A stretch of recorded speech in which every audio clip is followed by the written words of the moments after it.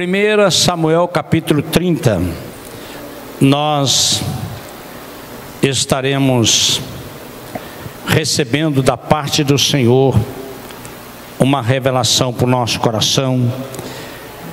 E há muitos ladrões de alegria, muita coisa que roubou de nós a alegria nesses últimos tempos, e nós vamos tomar de volta aquilo que o inimigo levou. Essa é a palavra que o Senhor vai ministrar ao nosso coração nessa noite. Então você abre em 1 Samuel capítulo 30, a partir do versículo 1, nós leremos até o 10 e depois leremos o 18 e o 19. Então, se você já achou, está no Data Show, vamos ler aqui então do 1 ao 10 e depois do 18 ao 20. Se você puder ficar em pé em reverência à palavra. Sucedeu, pois, que chegando Davi aos seus homens ao terceiro dia, a Ziglag, já os amalequitas com ímpeto tinham dado sobre o sul, sobre Ziglag, e tinham ferido Ziglag e tinham posto fogo. Levaram cativas as mulheres que lá estavam, mas não mataram ninguém, nem pequenos nem grandes. Tão somente as levaram consigo e foram embora. Davi e seus homens chegaram à cidade e viram que tinha sido queimada, e que suas mulheres, seus filhos e suas filhas haviam sido levados cativos. Então Davi e o povo que estava com ele ergueram a voz e choraram até não ter mais força para chorar. Também as duas mulheres de Davi tinham sido levadas, a Ionã e a Jerizelita, e Abigail, a viúva de Nabal, o carmelita. Davi ficou muito angustiado, pois o povo falava em apedrejá-lo, porque todos estavam amargurados, cada um por causa dos seus filhos, suas filhas. Mas Davi se reanimou no Senhor seu Deus. Davi disse a Abiatar, o sacerdote, filho de Amaleque: traga aqui a estola sacerdotal. E Abiatar a trouxe a Davi. Então Davi consultou o Senhor, dizendo: devo perseguir esse bando? Conseguirei alcançá-lo? O Senhor respondeu: persiga o bando, porque você certamente alcançará e libertará os cativos. Então Davi partiu, ele e os seus 600 homens que com ele estavam. Chegaram ao ribeiro de Besor, onde os retardatários ficaram. Davi e os 400 homens continuaram a perseguição, mas 200 ficaram atrás, por não poderem passar o ribeiro de Besor, de tão cansado que estava. Agora vai para o 18, isso. Assim Davi salvou tudo o que os amalequitas tinham levado. Também salvou as suas duas mulheres. Não lhe faltou coisa alguma, nem pequena nem grande, nem os filhos, nem as filhas, nem os despojos, nada do que ele havia tomado. Davi trouxe tudo de volta. Davi também tomou todas as ovelhas e gado. Então levaram esses animais diante de Davi e disseram: este é o despojo de Davi. Pai, fala conosco em nome de Jesus. Amém. Pode sentar.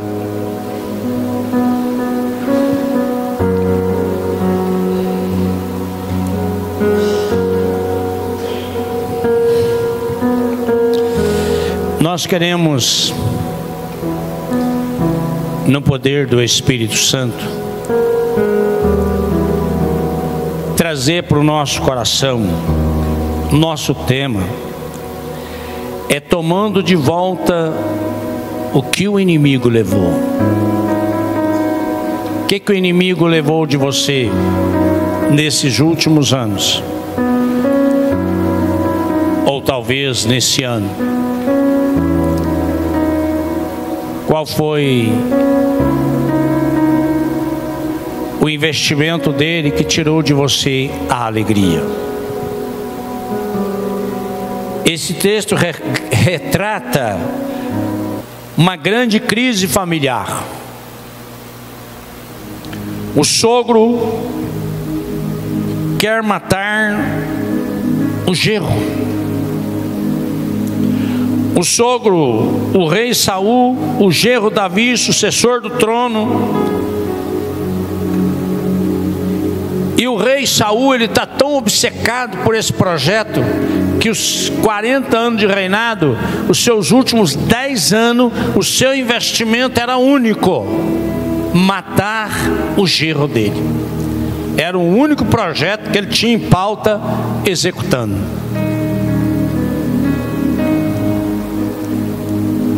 E Davi fugindo de cidade em cidade, deserto em deserto, cavernas. Davi, em toda essa perseguição, ele vai tomar uma decisão perigosa e extrema. Ele vai buscar abrigo político no território do inimigo de Israel, passando a ideia de que ele estava do lado de Ax, o rei dos filisteus, que ele tinha desertado das fileiras de Israel e passando para o lado dos filisteus. A Bíblia diz, na cidade de Ziglag, uma espécie de refúgio, e ele e seus 600 homens acompanhavam suas esposas, filhos, toda a família. Porém Davi agora está muito encrencado. Por quê? Porque, fazendo esse jogo duplo, o rei do filisteu, ele resolve entrar numa guerra contra Israel. E Davi, que está lá apoiado, enfileirado com esse rei, o rei chama ele para engrossar as fileiras nessa guerra contra Israel, que não era nenhum interesse de Davi guerrear contra o seu próprio povo.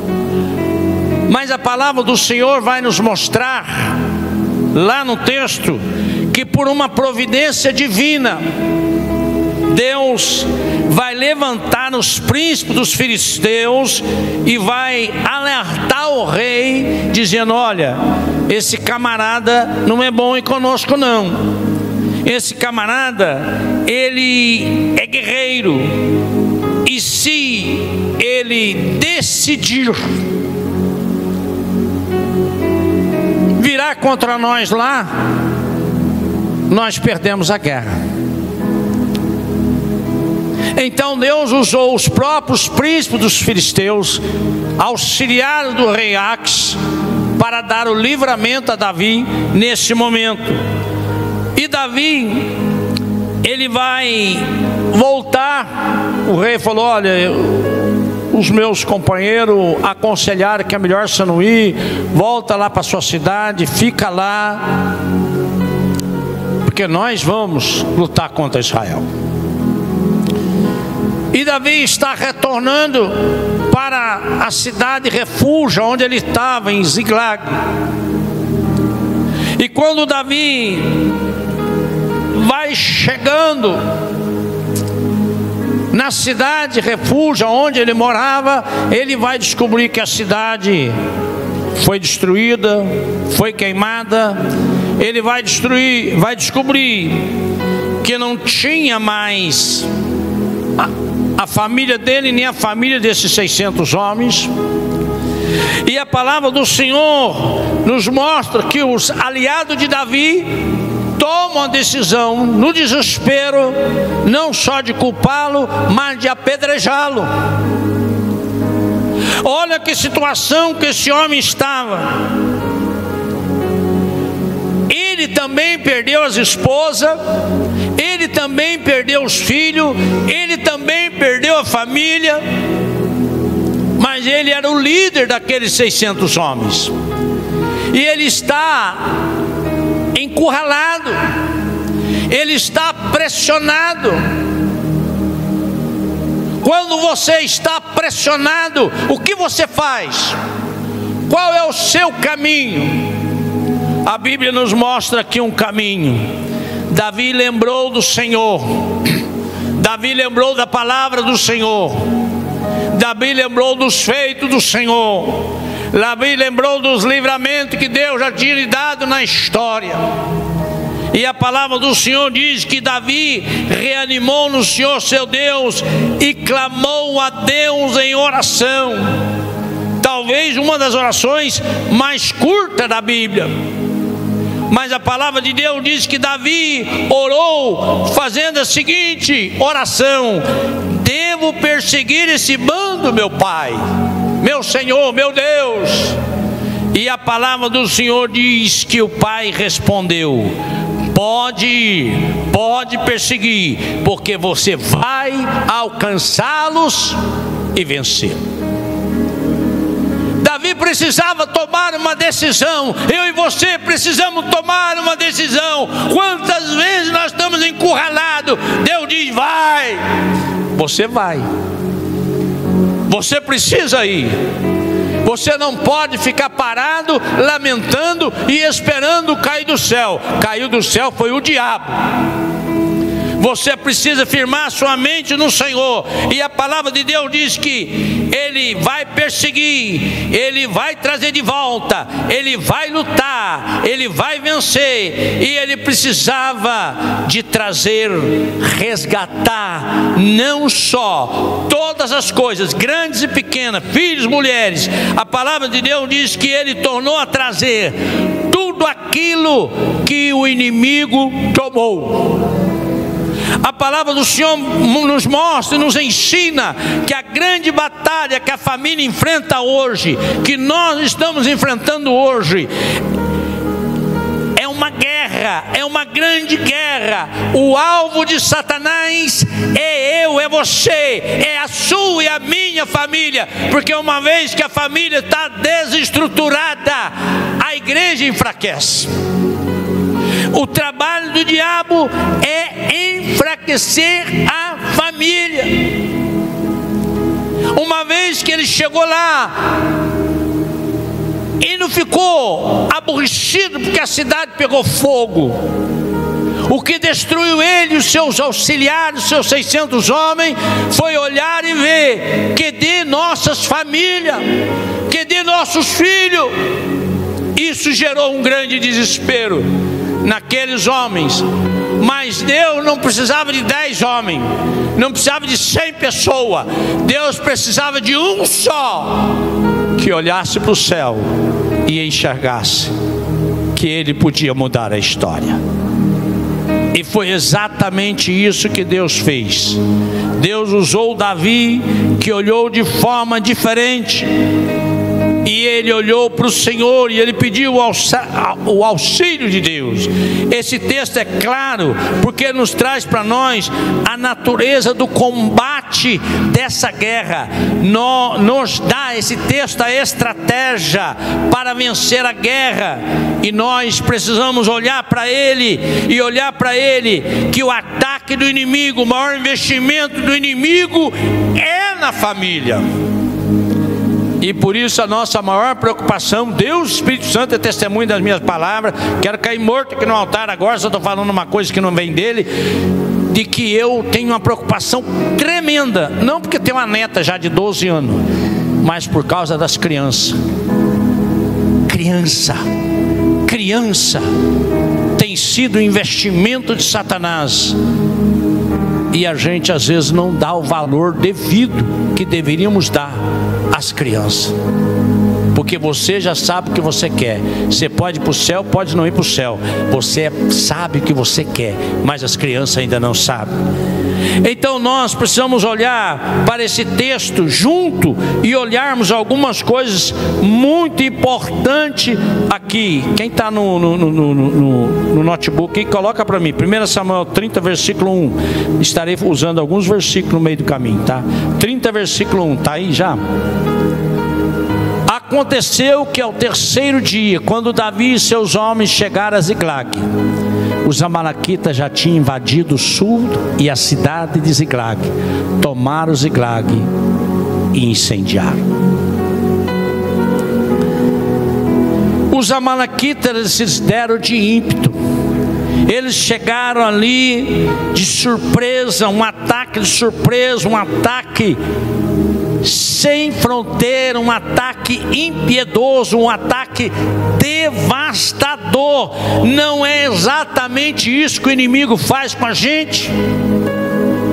Ele não faz exatamente um ataque devastador. Ele não vem para destruir, ele não vem para tirar a tua alegria, ele não vem para roubar de você. Então, ele é assassino, ele é ladrão. E foi exatamente isso que o tentador destruidor, a antiga serpente, fez ali com Davi e com aqueles homens, porque ele veio para roubar, matar e destruir. Ele tem notoriamente, queridos, nos dias atuais, destruído as vidas, destruído os casamentos, destruído as famílias, destruído os relacionamentos, destruído, jogando num poço escuro. E você fica pensando: o que eu vou fazer? Ganhe muito dinheiro, mas você não vai resolver o teu problema de família. Dinheiro não compra família. Dinheiro não compra relacionamento. Nós precisamos entender que esse inimigo da família, ele é um destruidor. Nós precisamos entender algumas ilustrações, todas fato real. Então não pensa você que é carochinha. A primeira delas, um pastor estava pregando para os capelães evangélicos. O irmão que fazia parte desse ensino lhe conta o testemunho de uma história dramática que ele viveu. Um dos seus colegas de trabalho era um homem que dizia descrente. E ele tinha uma única filha, uma filha linda, a filha cresceu, uma filha maravilhosa. Era o xodó dele, aquela filha. E aquela filha, sem contar para o pai que estava depressivo, que estava com problema, ela não abriu o coração, ela vivia uma máscara dentro de casa. E um dia ela pegou o celular, fato real, tá, gente? Colocou ao vivo, filmou ela numa corda e morreu. O pai não sabia de nada, foi lançado na rede social. O colega de trabalho que viu, ele foi dar a notícia a esse pai. Esse pai recebeu a notícia, dobrou o joelho aonde ele estava, no meio da rua, levantou os punhos para o céu e disse assim: Deus, se tu existe, eu te odeio.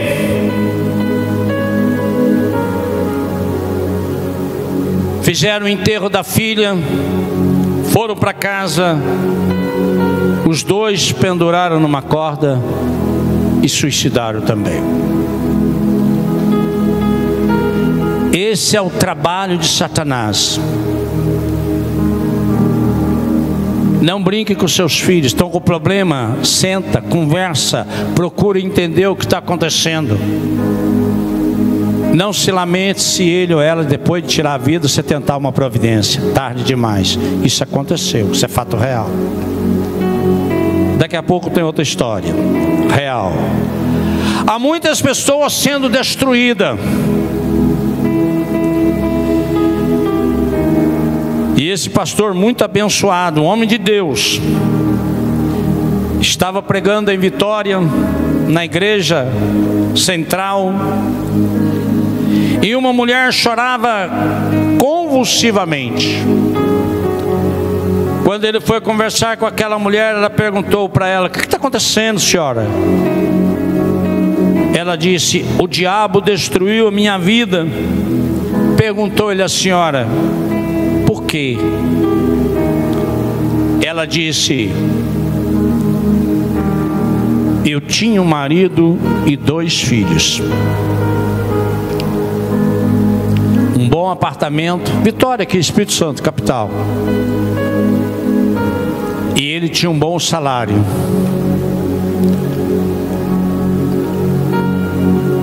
E um dia eu me deparei, vários conflitos, não tínhamos paz dentro de casa. E o meu marido, os filhos gritando. Eu fui no outro quarto, vi que ele não estava na nossa cama. E eu fui ao outro quarto, vi as crianças gritando. Tentei abrir a porta, não consegui, arrombei a porta. Quando eu arrombei a porta, meu marido já tinha matado os 2 filhos nossos. E quando ele me viu, ele pegou o punhal, atravessou e morreu. Essa história é para você saber o que Satanás faz de destruição. E esta mulher que viu toda essa cena, que sofreu demais, o pastor abraçou a causa dela. E alguns anos depois ele voltou a Vitória. E ele encontrou essa mulher. E essa mulher disse para ele, fazendo evangelismo de rua: Jesus me alcançou. E essa mulher teve a vida dela mudada naquele dia que ela foi na igreja, que o pastor pregou, que ela estava destruída, mas ela trouxe a palavra de esperança para o coração dela, e a sua história foi mudada. Querendo trazer de volta o que o inimigo tomou, ela trouxe de volta a alegria. Ela não tinha mais o marido, ela não tinha mais 2 filhos, mas ela trouxe de volta a paz, porque ela encontrou com Jesus. Só Jesus pode reverter um diagnóstico tão sombrio de dor e lágrima que nós acabamos de ver na história ali de Davi.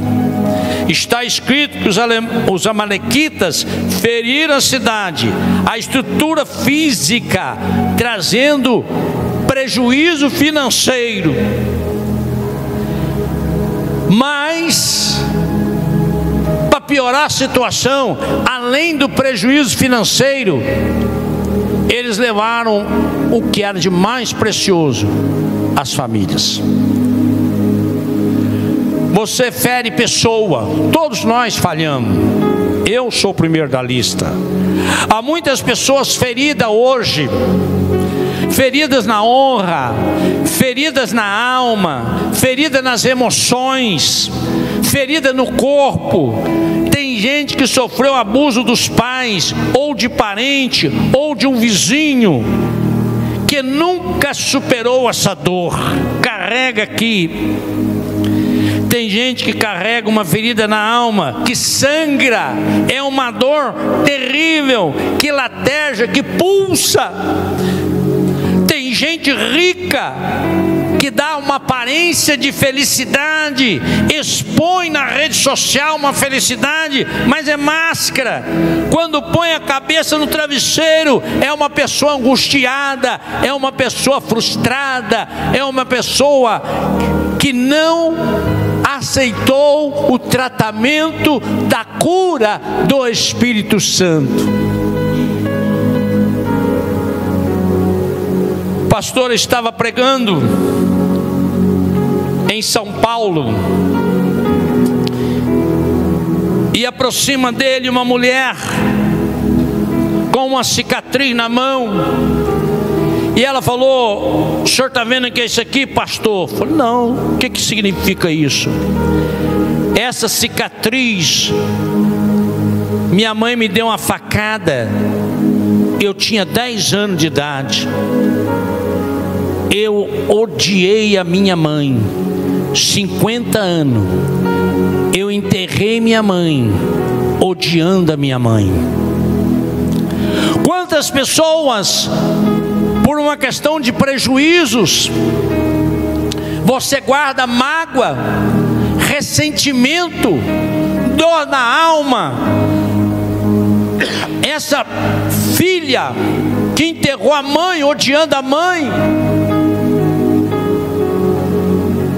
ela passou a vida toda com a alma ferida, frustrada.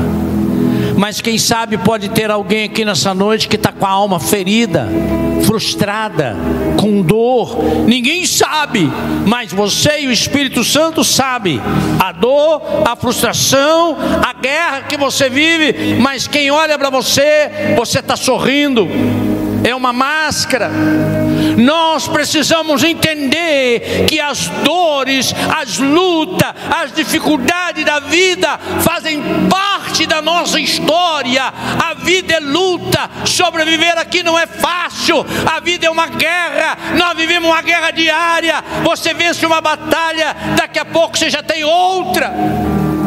Mas nós precisamos pegar, a palavra de Deus é puríssima, 7 vezes puríssima, e é a palavra de Deus que poderia, como libertou aquela mãe que viu os filhos serem assassinados pelo pai, viu o marido se jogar em cima do punhal, mas ela aceitou o tratamento de cura do Espírito Santo, ela aceitou a mudança, e a palavra de Deus diz que aquela mulher, apesar de toda aquela dor, ela estava curada. Mas já essa outra moça que tomou uma facada na mão pela mãe, eu estou tentando ligar os textos, pela mãe, ela não perdoou a mãe. E a mãe morreu sem ela perdoar a mãe. E ela viveu uma vida de ódio, de dor e de frustração. Mais um testemunho para você edificar, tomando de volta o que o inimigo roubou. Um filho apresenta a sua mãe ao pastor. Essa mãe tinha 80 anos de idade. Eles levaram essa mãe em psicólogo, psicanalista, todo tipo de recurso eles levaram. O filho estava preocupado porque ele nunca viu a mãe dele sorrir. Ele nunca viu a mãe dele com um semblante de alegria. Ela foi mãe a vida toda, ela foi esposa a vida toda, mas essa mãe não tinha alegria. E esse pastor vai, a convite do filho, na casa da mãe desse filho. E o Espírito Santo usou ele, sem lhe falar uma única palavra. A mãe que nunca falou a história dela para ninguém, nem para os filhos, ela abriu o coração para o pastor e disse: pastor, eu casei com meu marido, mas eu não compartilhei com ele que eu já havia tido relação sexual antes dele. Eu nunca falei isso para ele, eu nunca contei, e ele morreu, e isso já tem 60 anos, mas essa masmorra emocional está me açoitando, é um chicote de culpa que eu carrego a vida toda. E o pastor sabiamente trabalhou com ela, mostrou o sangue do Cordeiro, mostrou a palavra do Senhor, e essa mulher foi entendendo que Jesus já tinha liberado, que Jesus tinha perdoado ela, que Jesus não estava cobrando aquilo dela, aquela ferida que ela carregou 60 anos. O médico dos médicos, o psicólogo dos psicólogos, o terapeuta da alma curou aquela mulher. Você pode bater palma para o Senhor?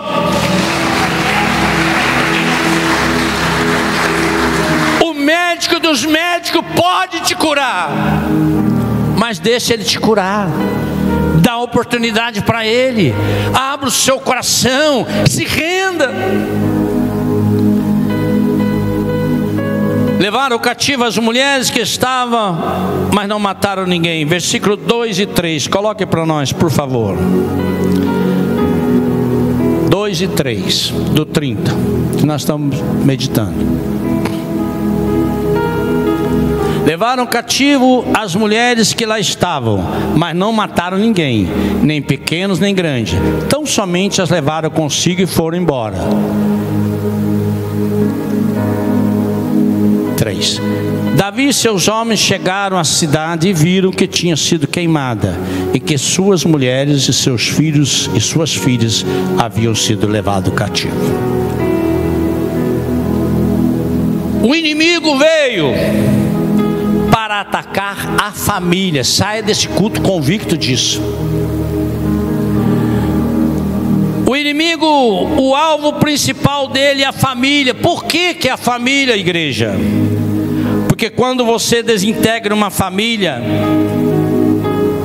ou machuca a família, ou fere a família, vamos dizer com franqueza, não tem igreja forte.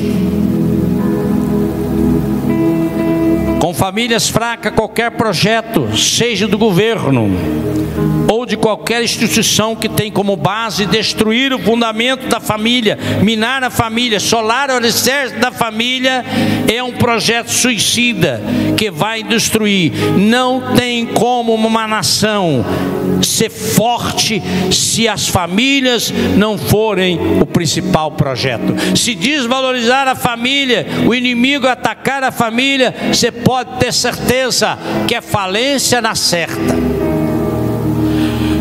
Os amalequitas queimaram a cidade, mas levaram cativos filhas, mulheres. Eu pergunto a você: que marido pode estar bem sabendo que sua mulher está na mão do inimigo? Que pai pode estar bem sabendo que seus filhos estão na mão do inimigo?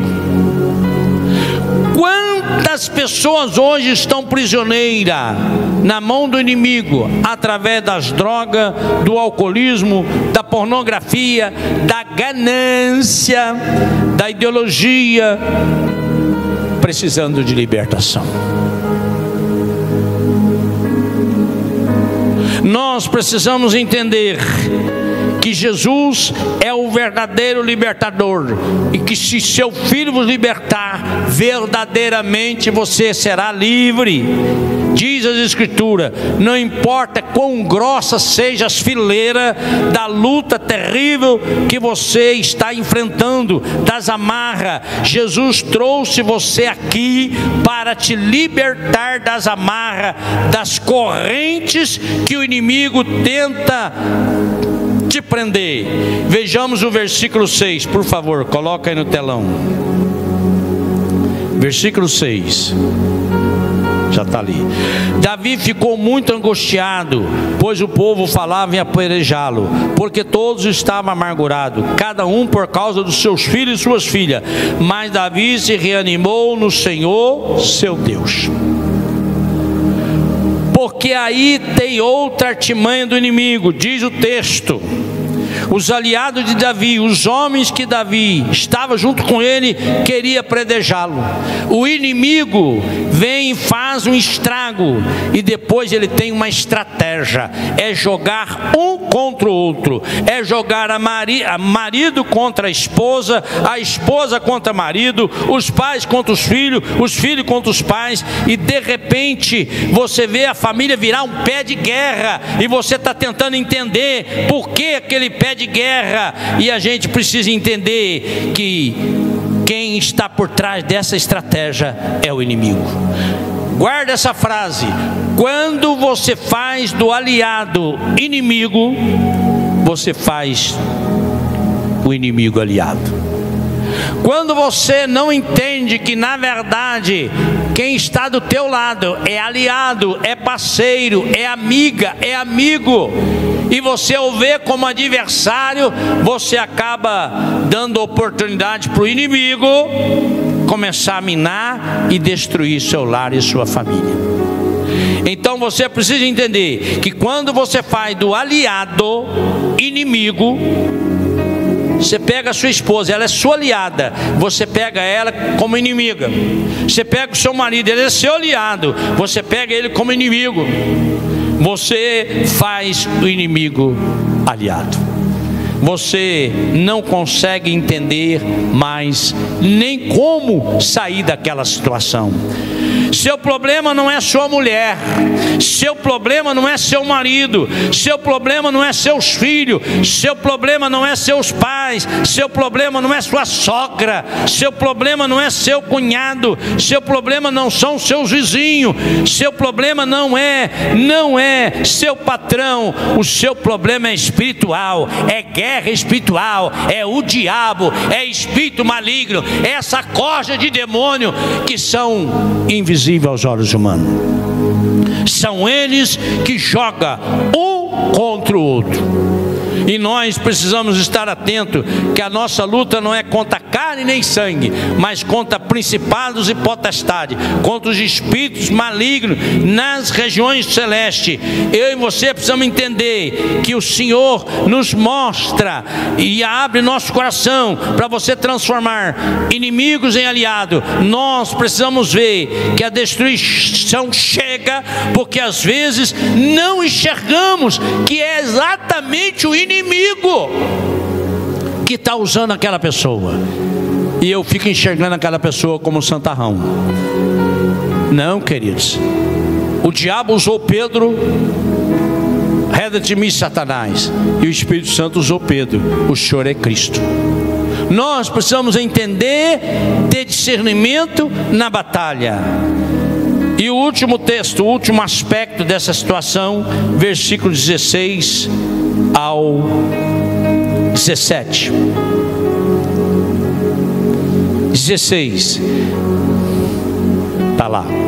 E ele levou Davi até lá.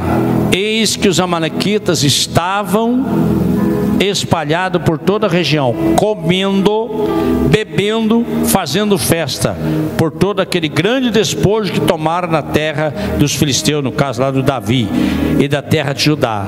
Davi os atacou, lutou contra eles, desde o amanhecer até a tarde do dia seguinte, e nenhum deles escapou, e não ser 400 moços montados em camelo. Dê uma olhadinha agora, que está escrito. Depois dessa humilhante derrota dos amalequitas em Puzeras e Clag, o que o inimigo está fazendo? Festejando. Depois que o inimigo te destrói, que ele traz uma derrota para você, o que ele faz?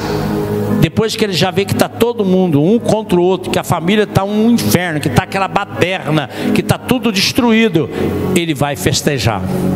Ele vai comemorar aquilo que ele conseguiu fazer. Então nós precisamos entender o seguinte: onde está a nossa vida produzindo? Nós estamos produzindo festa no acabamento de Deus ou no arraial do inimigo? Que tipo de festa nós estamos produzindo? A pergunta agora que vamos fazer é: quando o inimigo está atingindo a minha vida ou sua casa, qual é a postura que você toma? Vamos aprender com Davi algumas coisas de postura. Primeiro, ele chorou até não ter mais força. E nós às vezes precisamos chorar até não ter mais força, mas nós temos vivido dias de olhos secos. Não sabemos clamar, não sabemos chorar, somos uma geração mimimi. E Deus precisa levantar no nosso meio uma geração que geme, uma geração que chora, uma geração que sente dores de parto pelos filhos, pela família e pelo que está acontecendo no nosso meio. Nós precisamos gemer. E a partir do momento que nós gemermos diante do Senhor, Deus trará de volta aquilo que o inimigo roubou.